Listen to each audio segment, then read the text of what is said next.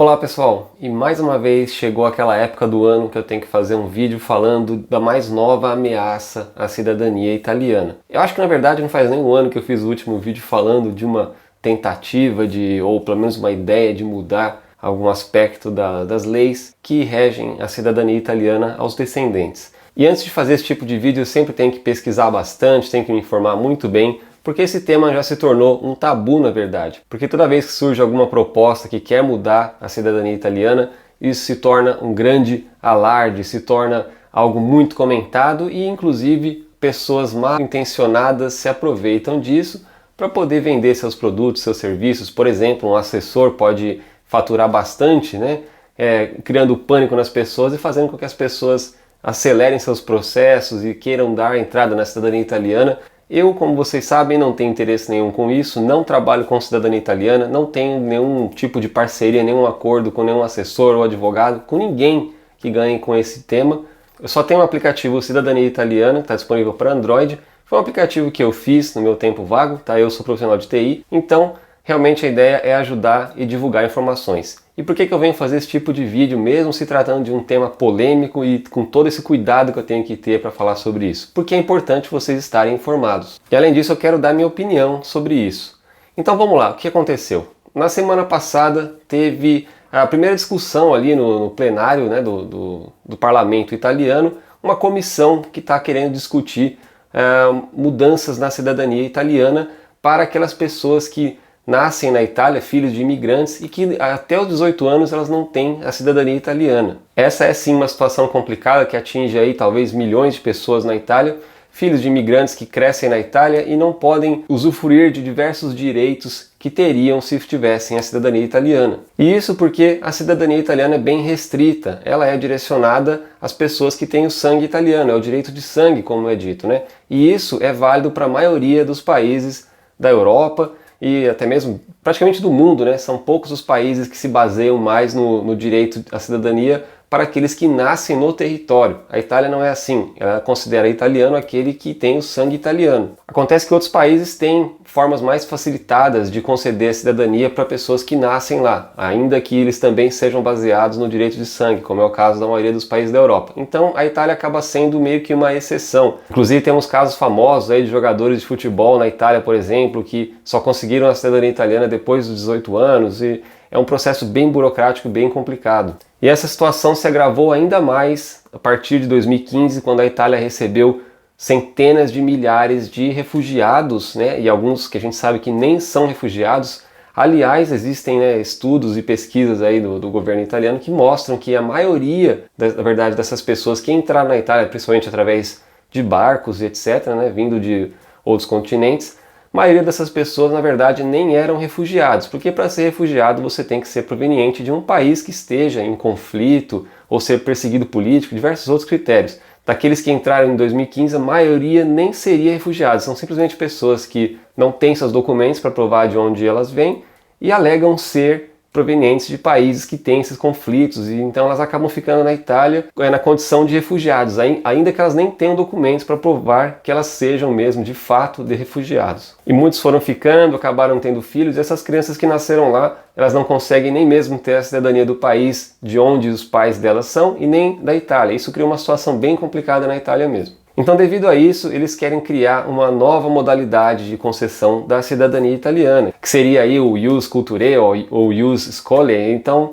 é uma nova modalidade, uma nova possibilidade de conceder a cidadania italiana para esses imigrantes ou filhos de imigrantes nascidos na Itália, que vivem lá e não têm a cidadania italiana. Acontece que nessa mesma sessão onde foi discutida essa nova modalidade de cidadania italiana, eles também sugeriram mudanças na cidadania italiana de direito de sangue, que é aquela que nós, que somos descendentes de italiano, temos direito. E a principal mudança que eles voltam a citar, porque isso já foi sugerido várias vezes no passado, é o limite de gerações. Existem vários requisitos, mas basicamente, se o seu ancestral italiano era vivo na época em que a Itália foi unificada e ele imigrou, então você tem direito à cidadania italiana. Então basicamente é isso, você pode ser trisneto de italiano, alguns casos até tetraneto de italiano, e você ainda terá o direito à cidadania italiana. Isso é sim algo muito raro, a maioria dos outros países do mundo tem algum tipo de limite de gerações, mas é um direito que já existe para as pessoas.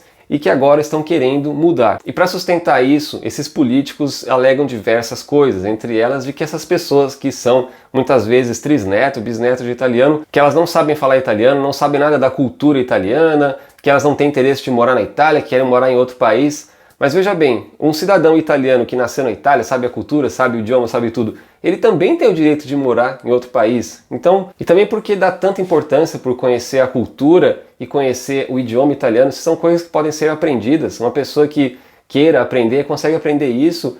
E por que isso tem que ser um impeditivo para o direito de sangue? E nós que somos descendentes, crescemos aí em famílias que já trazem essa cultura italiana desde os antepassados, né? Quanto que nós trazemos de semelhança com os italianos, no nosso modo de viver, no nosso modo de enxergar a vida, no nosso modo de se comunicar e tudo.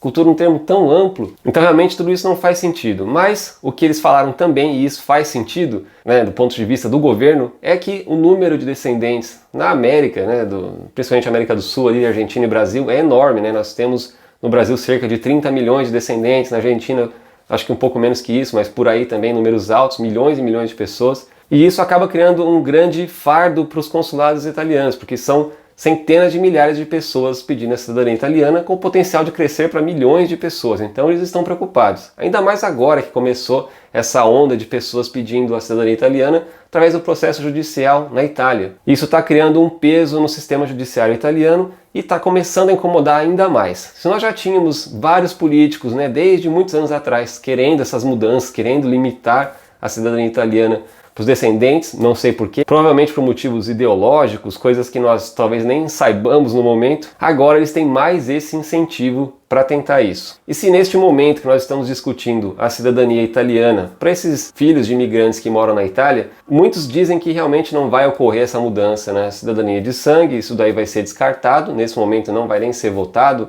então isso é também uma forma de deixar vocês mais tranquilos, porque nesse momento provavelmente não vai acontecer nada, né? Quase certo. Mas ao mesmo tempo continua um alerta que eu venho fazendo há vários e vários anos, que é muito óbvio. Se está tendo uma tentativa de alterar a cidadania italiana há anos e anos, todos os anos nós temos novas propostas, novos políticos trazendo isso para discussão no parlamento, ainda que isso não é aprovado ano após ano, eu acredito que existe um risco sim disso ser aprovado no futuro. Não se sabe quando, realmente não é possível dizer, mas vocês concordam que se há uma vontade constante, em algum momento a oposição não vai conseguir bater contra essa ideia e ela acaba sendo aprovada ou alguma mudança mínima acontece e abre uma porta para outra mudança. Então a gente tem que continuar sempre alerta. E isso é o que eu venho falando faz tempo. Nós temos que ver quem nós votamos. Aliás, a maioria dos partidos na Itália neste momento apoiam mudanças como essa em relação à cidadania italiana pelo direito de sangue, ou seja, para os descendentes. E é estranho também pensar que seria talvez um motivo, sei lá, por sermos estrangeiros, né, não quererem estrangeiros na Itália, sei lá,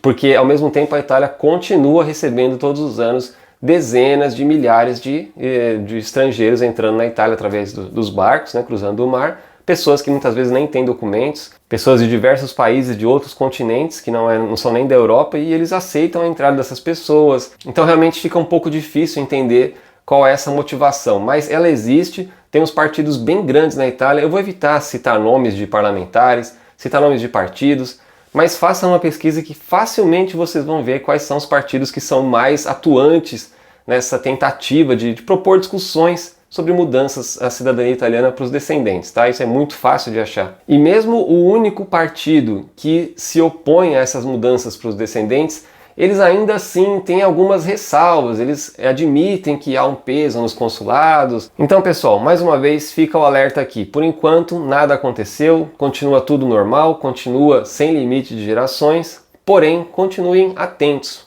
fiquem de olho nas notícias e aquele mesmo conselho que eu já dei em outros vídeos também. Não precisa ter pressa, ficar desesperado, não precisa tomar nenhuma medida drástica agora para correr atrás da sua cidadania italiana, mas também não fique parado. Vá fazendo, né, no seu ritmo, na medida do possível, vá reunindo os documentos, vá pesquisando, se informando mais e sempre tomem cuidado com profissionais que fazem promessas. Aquela mesma coisa para todo tipo de profissional que a gente vai contratar, né? Tem que buscar referências e etc. Bom, pessoal, pelo vídeo de hoje é isso, deixe aqui nos comentários a sua opinião sobre esse tema, me contem se vocês ficaram sabendo disso, de que forma a notícia chegou até vocês e deixe seu like também, inscreva-se no canal e até a próxima!